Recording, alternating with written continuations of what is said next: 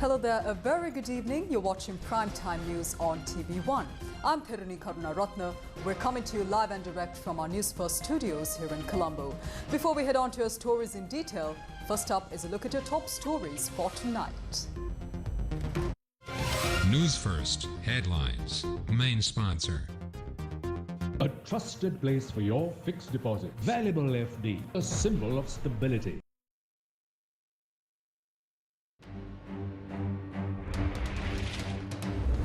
US offers technical expertise to help recover funds that were illegally taken out of the country. US Assistant Secretary of State for South and Central Asian Affairs assures President Dissanayake during a meeting. Many factions call for a reduction in electricity tariffs. මේ පාඩුව ණයබර පිළිබඳව මේ මොහොත වනතුරු ස්වාධීන සහ කිසිදු වහාරික විගණනයක් නැහැ. මේ අය හදන්නේ බොරු වියදම් පෙන්නලා නොකරපු ව්‍යාපෘති වෙනුවෙන් ගත්තා වූ ණය පියවන්න.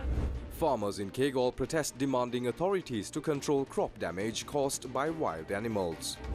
Lohan Ratwate, who was arrested for driving under the influence, remanded. Depression in the Bay of Bengal, rough seas expected, rains also expected to increase. Newsfirst headlines. Main sponsor.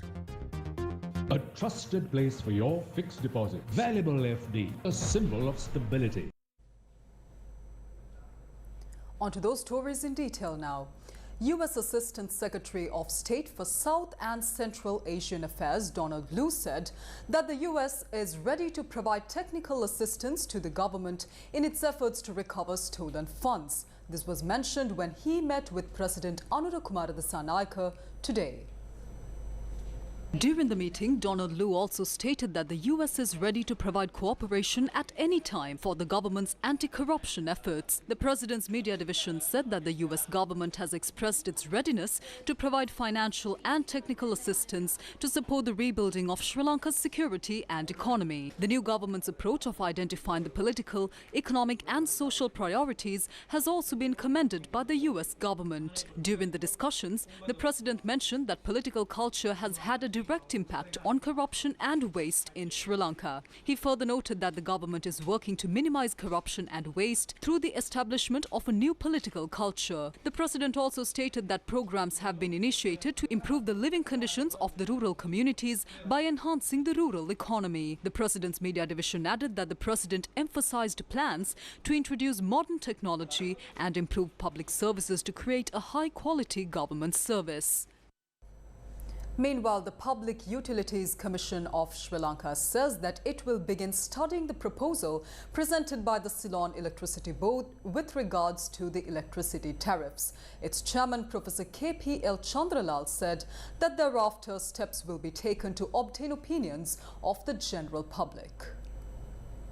What is happening with regards to the electricity tariff revision proposal? The Ceylon Electricity Board informed the Public Utilities Commission of Sri Lanka yesterday that it proposes to maintain the current electricity tariffs for the first 6 months of the coming year as part of its proposal regarding electricity tariff revisions. What is the response of the Public Utilities Commission of Sri Lanka? Chairman of the PUCSL, Professor K.P.L. Chandralal, says that after views of the general public are obtained, the Commission will take steps to present its recommendations in this regard. Professor Chandralal says that it is expected to be carried out in January 2025.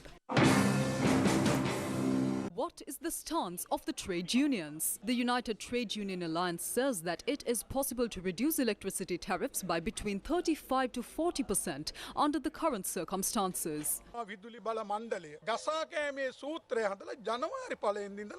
The CEB has formed a price formula to rip off the people. They are saying that for the first 6 months of 2025, electricity tariffs can neither be increased nor reduced. Officials of the CEB are saying that there are losses and debt burdens of about 300 billion rupees. So far, there has been no independent or formal audit report with regard to this claim. There is no proper procedure to distribute electricity or fuel according to the TOC system. Without any transparent governance report and while following corrupt practices, the Ceylon Electricity Board, which had been making losses since 2012, has increased the salaries and perks of its senior engineers and officials, raising their allowances by more than 300%.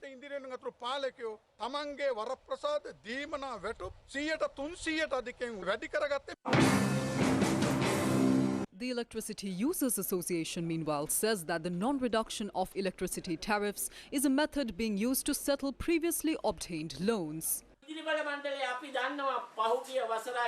We know that the Ceylon Electricity Board has recorded a profit of over 200 billion rupees last year and within the first 10 months of 2024. We'd like to ask the chairman and the vice chairman of the CEB if those profits were also washed away with the recent floods or were blown away with the cyclonic storm we experienced. Do you plan on increasing your own bonuses while the people suffer? They are fabricating lies and trying to cover up expenses made for projects that were never implemented to begin with.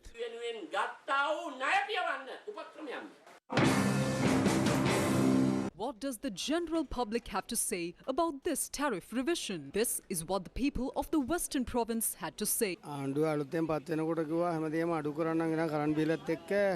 තාමත් මුකුත් වෙලා නැහැ. අපි කාගේ රැකවරණයක් නැතුව අපි කර්මාන්තයේ පවත්වාගෙන යන්නේ. තාමත් අපේ නිෂ්පාදනයේ වීදම වැඩි වෙලා තමයි තියෙන්නේ. අපේ ව්‍යාපාරය කරගෙන යන්න ඒක අපහසුතාවයකට පත් වෙලා ඉන්නේ කට්ටිය තාමත්. පොඩ්ඩක් ඉතින් කාට වුණත් කාලයක් දෙන්න ඕනනේ. ඒ නිසා අපි පොඩ්ඩක් බලමු. කොහොම හරි තව මැතිවරණයක් එනවනේ. තව මාස 6ක් ඇතුළත මේ මැතිවරණ වෙනකොට මේගොල්ලෝ දෙන්න බැලන්ස් කරගෙන යන්න හදනවද කියලා දන්නේ නැහැ. 100 කරපු ලොස් එකත් එක්ක. These are views expressed by the people of the southern province of Sri Lanka. Light බිල සමහර වැඩි ජීවිතන අමාරුයි මේ ලයිට් බිලත් එක්ක. ලයිට් බිල් වැඩි කරානේ. පහුගිය කාලේ දැන් මේ වැස්සත් එක මන්නගේ තා අඩු වෙන්න ඕන සෑහෙන්න. දැන් කිව්වනේ කලින් අඩු කරන්න පුළුවන් කියලා. දැන් ඉතින් අඩු කරලා දැන් තවට සාහනයක් දෙන්න ඕන. පුළුවන් කියලානේ ආවේ. පළමුව යම් සුළු මුදලක් හෝ විදුලි බිලෙන් අඩු කරනවා නම් තමයි අපි කැමති. මොකද ඕනතරම් මං හිතන්නේ දැන් ජල විදුලිය තියෙනවා. This is the northwestern province of Sri Lanka. මිනිස්සු බලාපොරොත්තු වන දේවල් ක්‍රමක්‍රමයෙන් ගිලිහි යනවා කියලා මට හිතෙනවා. ඔය සියල්ලම එකපාර විසඳන්න බැරි වෙයි. ඒගොල්ලොත් යම් දේවල් කරගෙන යනවා. අපි තව ටිකක් මෙච්චර කල් ඉවසුවා වගේ මාස දෙක තුනක් ඉවසන්න පුළුවන් නම් ඉවසලා බලමු. The National Movement for Consumer Rights Protection says that an investigation committee should be appointed immediately to explore whether it is possible to provide relief to the public through electricity tariffs. අපි ආණ්ඩුවට කියනවා මේක ආණ්ඩුව අපහසුතාවයට පත් කරන්න විදුලි බල මණ්ඩලය නිලධාරීන්ගේ ගත්ත අකාරුණික තීරණයක්. මේක නිසා අපි කියනවා විදුලි බිල අඩු කරන්න පුළුවන්. විදුලි බිල අඩු කරොත් භාණ්ඩ හා සේවා මිල අඩු වෙනවා. භාණ්ඩ හා සේවා මිල අඩු කරනවා නම් විදුලි බිල අඩු කරන්න ඕන. හැබැයි විදුලි බිල අඩු කරන්නේ අපි කියනවා මේක කුමන්ත්‍රණයක්. ඒ හින්දා අපි විදුලි බල අමාත්‍යවරයාටත් කියනවා ජනාධිපතිතුමාටත් කියනවා විදුලි බල මණ්ඩලය මේ කරන යෝජනාව මහජන උපභෝගිතා කොමිසමට කරන යෝජනාව මොකක්ද යෝජනාව? විදුලි බිල අඩු කරන්න ඕනේ අපි මේ මට්ටමේම තියාගමු කියලා. ඒක කුමන්ත්‍රණය. ඒ කුමන්ත්‍රණය පිළිබඳව සොයා බලන්න අපි කියනවා වහාම පරීක්ෂණ කමිටුවක් පත් කළ යුතුයි. ජනතාවට විදුලියෙන් සහනයක් දිය Colombo Additional Magistrate Manjula Ratnayaka ordered that former State Minister Lohan Ratwatte, who was arrested for causing an accident while driving under the influence of a dangerous drug, be remanded until the 9th of December. The former state minister was arrested yesterday afternoon in connection with a car accident that occurred in the Kolupitia junction. Lohan Ratwatte's defender collided with another car, resulting in the accident. The Kolupitia police investigating officers told the courts that the suspect was arrested under the charges of driving under the influence of alcohol and several other charges. It has been revealed during the investigation that at the time of the accident, the suspect was under the influence of a dangerous drug. The investigating officers further mentioned that the suspect, Lohan Ratwatte, has been charged of intimidating with criminal intent and making death threats. It was also mentioned that the suspect still remains under the custody of the court. As per the additional magistrate's orders, the suspect will be remanded until the 9th of December after being presented before the Colombo Fort Magistrates Court. A trade exhibition showcasing cultural elements from many countries was held today. The event took place at the Colombo Racecourse grounds, presided over by Minister of Foreign Affairs, Foreign Employment and Tourism, Vijay Herath. The international trade exhibition organized by the consular officers and the officers of the High Commissioners in Colombo was composed of a series of stalls. These stalls showcase the heritage, creativity and food and beverage culture of the respective countries. The exhibition aimed to provide visitors with an experience of diverse foods, crafts and artifacts from around the world. Indonesia, Pakistan team. A variety of Sri Lankan cultural elements were also presented.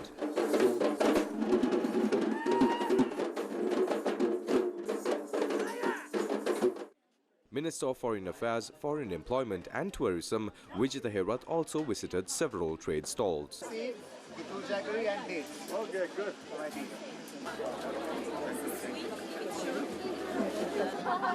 Are you ready? Okay.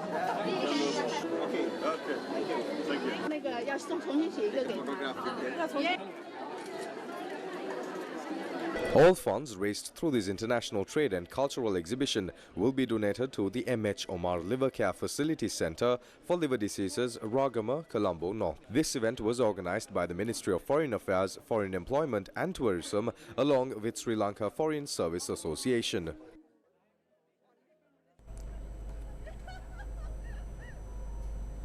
A group of farmers staged a protest today demanding authorities to control the damage caused to their crops by wild animals.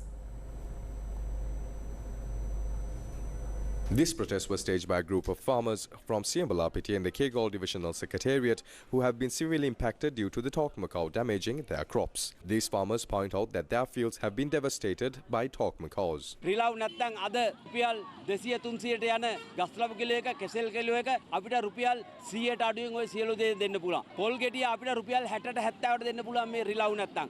මේ පරිසර දෙයින් මොනතර මොන කැක්කුමක් හැදිලාද මන් දන්නේ නැහැ. ඇවිල්ලා බලන්න ඔය කොළඹ සීතල කාමර වලින් ඉඳන් ඕවා කරන්න බෑ. Farmers point out that while Tokma cows destroy their crops, they also consume eggs laid by various species of birds as well. According to the farmers, many species of birds that could have been commonly seen in these areas in the past are fast disappearing. අද අපි ආවේ ඊයේ පාර්ලිමේන්තුව ගාවට රැස් වෙච්චි පරිසර වේදීන්ට උත්තරයක් සපයා දීමට. රිලව් එපා කියන එක අපි දැන් අවුරුදු ගාණක් තිස්සේ කියනවා. හැබැයි පියවරක් හරි විදිහට ආවේ නැහැ. අපි මොනවා හරි කරන්න කියනකොට ඒගොල්ලෝ හෙන්කෑ ගන්නවා සතුටු ටික රකින්න කියලා. සත්තු රකින්න. හැබැයි ඕනම වැඩි වෙනස් සතෙක්ව පාලනය කරන්න මේ රටේ මොනවා හරි යම්කිසි ක්‍රමවේදයක් තියෙන්න ඕනේ. These farmers point out just like the Tokma cows, wild boar, peacocks and grizzled giant squirrels also cause serious damage to their crops, and these issues need to be addressed. රජය යම්කිසි ක්‍රියාමාර්ගයක් ගන්නවා නම් කුෂිකර්ම ඇමතිතුමාට අපි සහයෝගය ලබා දෙනවා ප්‍රථමයෙන්ම. අපි තවමත් කුෂිකර්මාන්තයෙන් තමයි යපෙන්නේ. ඒ නිසා මේ ත්‍රස්තවාදය අවසන් කරලා දෙන්න කියලා තමයි අපි ඉල්ලීමක් කරන්නේ. අපි පළමුවෙන්ම පරිසරවේදීන්ට කියනවා මේ වනාන්තරවල ඉන්න සතුන්ට හානියක් කරන්න නෙමෙයි අපේ උත්සාහය. බඩ රැක ගන්නට, කට රැක ගන්නට. News First with the people. Prime Minister Dr. Harini Amarasuriya says that creating a disciplined community is the goal of the Clean Sri Lanka project.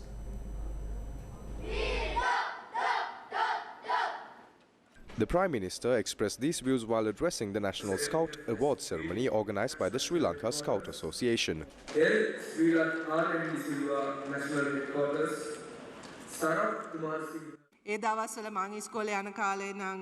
When I was in school, only boys were scouts. I've heard that this has changed now. More than 100,000 people actively participate in this movement. The purpose of the Scouts Association is to nurture children into becoming good citizens. This is an important goal for our government as well. The way I see it, unity and togetherness is an important aspect among scouts, and that is good for the children. Empathy, resilience, inner discipline, honesty and the ability to dedicate yourself to a common goal are also some important qualities. We usually speak about external discipline, but I believe that if we do not have internal discipline, there is no point in showing off our external discipline. In the Clean Sri Lanka project, we expect to build a community with such commitment and voluntary participation for a common cause. Our president began this Clean Sri Lanka project for a broader society. I believe that movements like the Scouts will be at the forefront of that campaign.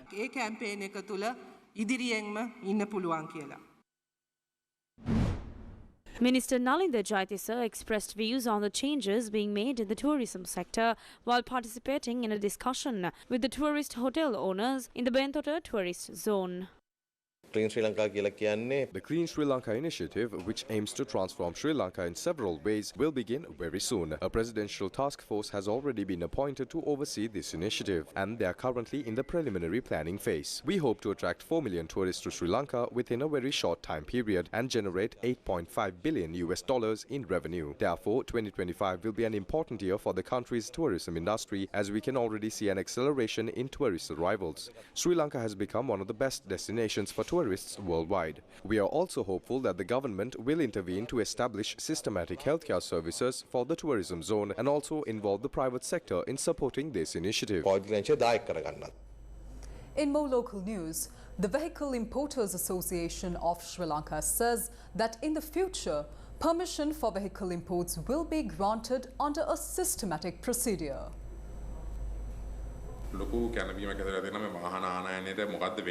There is much public discourse on what will happen to vehicle imports. According to the current situation, we need to gradually open the market. We should start off with buses and lorries. That is stage 1. Thereafter, we should move on to commercial vehicles such as 15-seater vans and cabs. We are holding discussions with the government in this regard. The only decision made so far is to open up vehicle imports with buses and lorries. No other decision has been made so far. Even the IMF has instructed the country to open up vehicle imports. However, it needs to be done stage by stage. We will move to the next stage only after seeing the effect of the previous one. No one said that it will completely recommence in February. I believe bus and lorry imports will be opened up in end December or early January. No government officials at any point has said that only electronic vehicles will be imported. Eventually, all vehicle imports will be opened up once again. Newsfirst. Main sponsor. Generators for long-term rent. Multiways Engineering Private Limited. A trusted place for your fixed deposit. Valuable FD, a symbol of stability. A low-pressure area is likely to form over central parts of the South Bay of Bengal around the 7th of December. According to the Met Department, the system is likely to move west-northwestwards and breach over southwest Bay of Bengal off Sri Lanka, Tamil Nadu coasts around the 12th of December. Due to this system, the wind speeds may increase to 60 km an hour, accompanied by heavy showers in the sea areas. Naval and fishing communities engaging activities over southwest Bay of Bengal are requested to be attentive to future forecasts and bulletins issued by the Department of Meteorology in this regard. Health authorities are warning of a potential leptospirosis or rat fever outbreak in flood-affected areas.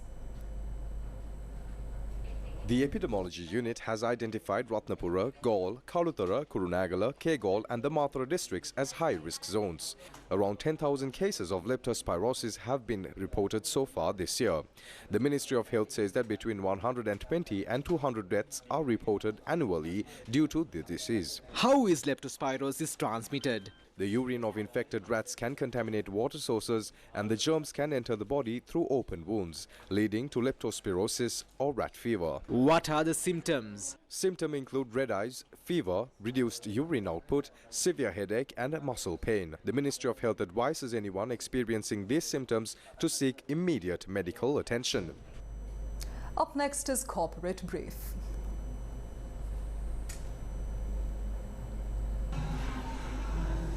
The convocation ceremony of the Institute of Automotive and Machinery Valuers Lanka was held this morning in Colombo. The event marks the graduation of the first batch of students who have successfully completed their diploma in vehicle, plant and machinery valuation. The event saw the presence of university lecturers, leaders from the financial sector and many other stakeholders. The event's chief guest was Deputy Minister Chaturanga Abesinghe. Sri Lanka Speaks, an exhibition based on stories and findings from the newly launched 2023 National Reconciliation Survey report by Sri Lanka Barometer, was inaugurated in Colombo yesterday. What you have here today is a showcasing of the findings of the National Reconciliation Survey, ranging from how Sri Lankans are engaging in civic life, how Sri Lankans are doing in their households, in their personal lives, and how Sri Lankans are engaging with each other, and how Sri Lankans are trusting each other. And also alongside that is powerful photo stories of Sri Lankans from across the island to bring to you and to bring the data to life. So it's really something that everyone should come and have a look at, read the stories, look at the stats, because it brings a lot of insights to where the country is at the moment. The exhibition will be held from the 6th of December until the 8th of December from 10 a.m. to 6 p.m. at the Arcade Independence Square in Colombo. The 2023-24 Annual Awards ceremony of Nugegoda Luva International School was held yesterday. The 2023-24 annual awards ceremony of Nugegoda Luva International School was held yesterday at the Pannipitia Luva International School auditorium.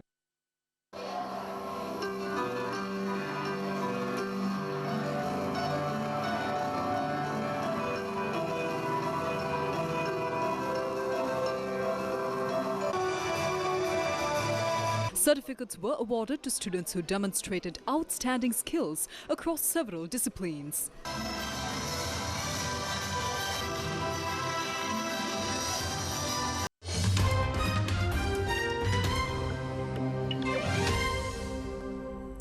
The Notre Dame Cathedral will reopen its doors to the public today after a 5-year, €700 million restoration.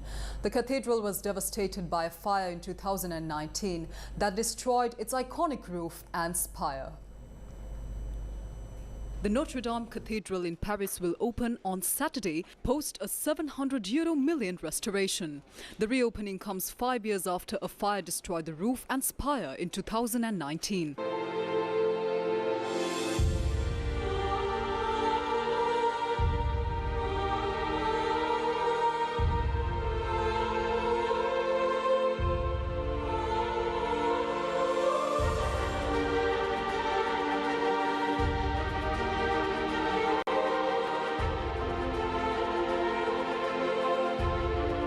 Approximately 40 world leaders will attend the reopening ceremony in Paris. Several heads of state have accepted invitations from French President Emmanuel Macron. Among the esteemed guests will be US President-elect Donald Trump, who will make his first international appearance since his recent re-election, alongside Ukrainian President Volodymyr Zelensky and Britain's Prince William. The celebration will feature prayers, musical performances and artistic showcases. Archbishop Laurent Ulrich will lead a symbolic reopening ceremony, tapping the cathedral's doors 3 times with a staff made from fire-salvaged wood. An inaugural mass will follow on Sunday, featuring special rites to consecrate the main altar and the symbolic reawakening of the great organ, silent since the fire. තිබුණත් ඒ වතුර පිරිසිදු නෑ. Kilometre ගණනක් දුර ගෙවාගෙන යනවා. පිරිසිදු ජලය සොයාගෙන ජීවිතය දුෂ්කර වෙලා. අනුරාධපුර මධ්‍යම නුවරගම් පළාතේ පරසන් ගස්වැව ජනතාවගේ දුක නිවාලමින් ජල පෙරණියකට ගම්මැද්දින් මුල්ගල තැබූ වගයි.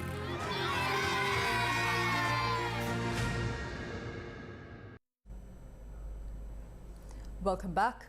Rice mill owners have agreed to sell rice subject to a maximum retail price. The agreement was reached during a meeting held with the president. A discussion between the president and rice mill owners was held at the presidential secretariat this evening. The president had advised rice mill owners to sell a kilo of nadu rice at a wholesale price of 225 rupees and retail price of 230 rupees. They were further advised to comply with several of the other price caps. Here are some of the views that were expressed by the president at this meeting. මම ගැන මේක අපි අවසන් කරන්න ඕන. දැන් හොඳට තේරුම් ගන්න මේ වී කියන්නේ මොනවද? අපේ රටේ පාරවල් වලට හැරුණකොට වැඩිම ආයෝජනය කළා. I am of the opinion that this must end. What is paddy? Besides roads, the government's next highest investment is for irrigation. This is the money of the people. The most amount of concessions are also given to the agriculture sector. This is also the money of the general public. The loans lent to collect stocks of paddy is also the people's money. Therefore, the people have more of a stake in this industry than any other. On the other hand, this is the staple food of our people. Therefore, we cannot play around with this. We are not trying to collapse any industry. I have on various occasions thanked the rice mill owners for their efforts to develop the industry. I believe that the wholesale price should be 225 rupees and the retail price should be 230. Officials from the Consumer Affairs Authority will be deployed to all mills. The amount of rice being issued from the mill must be reported to the official. They will be deployed from tomorrow. Rice must be provided to Sirasa at 225 rupees. We will wait for about a week to 10 days to see if this is being implemented. If it is not implemented, we will take the next step. අපි මේක සතියක් දින 10ක් බලාගෙන ඉන්න මේ ක්‍රියාත්මක වෙනවද කියලා. ඒක ක්‍රියාත්මක වෙන්නේ නැත්නම් ඊළඟ පියවර ගන්නවා.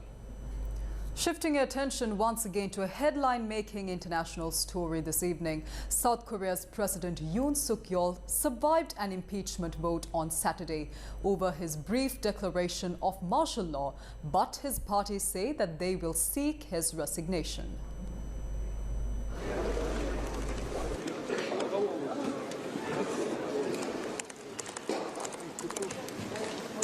In another day of high drama, Yoon Suk avoided being ousted from office after members of his party left parliament and boycotted the vote. Just two remained inside while one governing lawmaker who returned voted against the motion. President Yoon has been facing intense pressure to stand down after his shock bid to declare martial law in South Korea. The failed attempt, which would have been for the first time in over 4 decades that the law was enacted, sparked fierce backlash. Opposition lawmakers have submitted another motion for Wednesday, the 11th of December, the next available date they can vote on Yoon's impeachment. Despite largely coming together to deter Yoon's impeachment, the governing People's Power Party, of which the president is a member, insists he must quit.